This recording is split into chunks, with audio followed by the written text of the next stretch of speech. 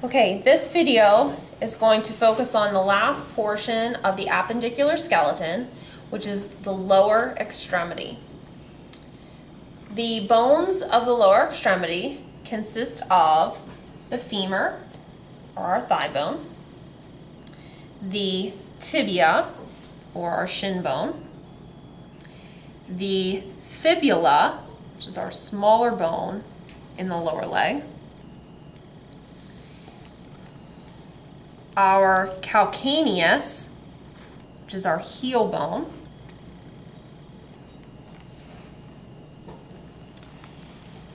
and then the bone that sits right above the calcaneus and connects to our tibia, that bone is called the talus.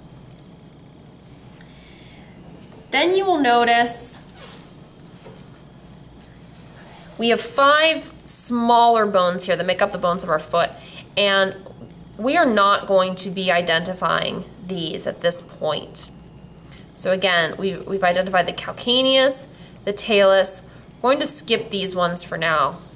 And these bones here that make up more of our foot are called the metatarsals. Now don't confuse that with the metacarpals that we identified in our hand. These are the metatarsals, okay? And then just like in our hands, in our toes, we have the phalanges. So similar to our fingers of our hands, in our toes, we have bones called the phalanges, and those do have the same name. But again, these are the metatarsals. These bones that we're going to skip collectively are called the tarsal bones. But then specifically, I want you to know the talus and the calcaneus. Okay, looking more specifically now at some structures of the lower extremity. Let's start with the femur. Similar to the humerus, you're going to see a lot of similarities to the humerus in our upper arm. Similar to that, we also have a femoral head, which when we did the pelvic girdle video, I pointed out to you where the femoral head fits into the acetabulum of the pelvis.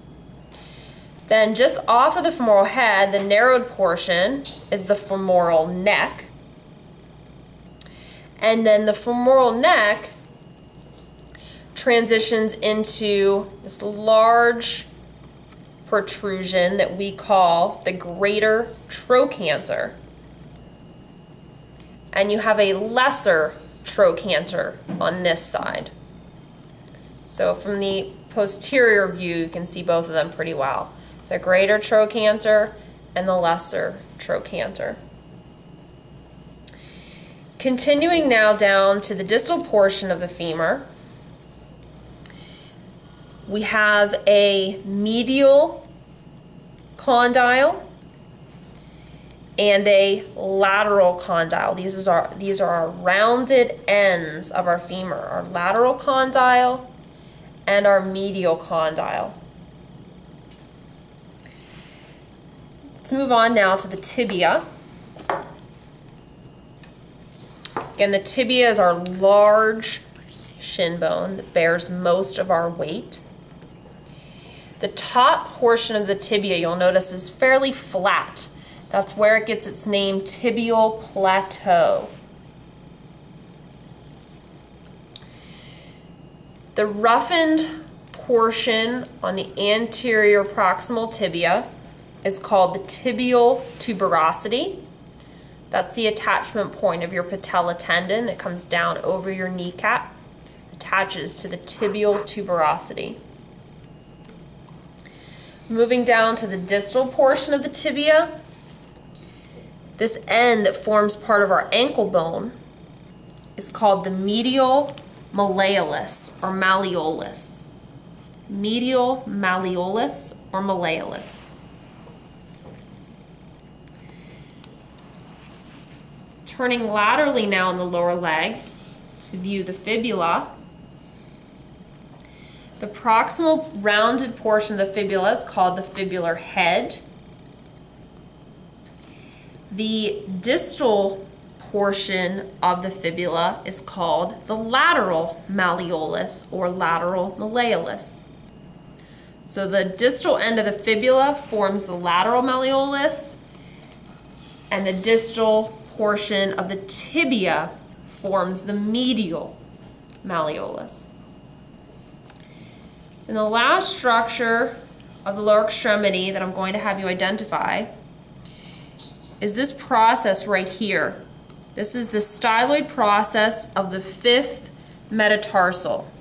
Remember, we already identified this collection of bones here as the metatarsals, and they're numbered from your big toe as number 1, 2, 3, 4, 5. So this is your fifth metatarsal, and this point here that you can feel easily on yourself is the styloid process of the fifth metatarsal. Now the last bone of the lower extremity that you should be familiar with, I need to show you on our skeleton. This is your patella, known more commonly as your kneecap, and you should be able to recognize the patella if it was just sitting by itself on a table. Patella. And that concludes all of the bones of the lower extremity and their structures that you should be familiar with.